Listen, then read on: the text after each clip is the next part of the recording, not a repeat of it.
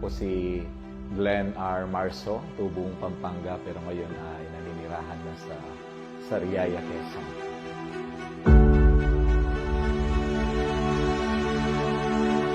Dating nagkaroon po ng neurocarcinoma peripheral fibroblastoma o sa madaling salita, ito po yung tinatawag na brain tumor. Na-diagnose ako way back 2021 at nagkaroon po ako ng 6 na buwan na taning sa aking kalagayan at within that month ay oxygen dependent na po ako. Ang karamdamang ito ay gumupo ng aking lakas na kung saan may bahagi ng aking katawan ay nagbi-bleed. Mata, tainga, ilong, sumusuka ako ng dugo at gulay na ako for how many months. Talagang bedridden po ako.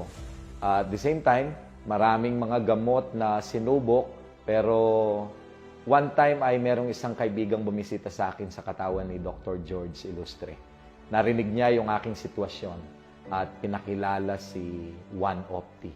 Si Juan Opti ay ayaw kong paniwalaan that time kasi 7 na yung doktor ko at iba't ibang gamot ang sinubukan sa akin.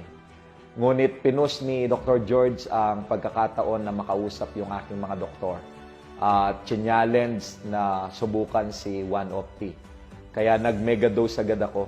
2 bottle a day and praise God sa loob ng 2 linggo na pag-take ko ng Opti juice ay naging normal po ang aking pus cells, red blood cells, triglyceride.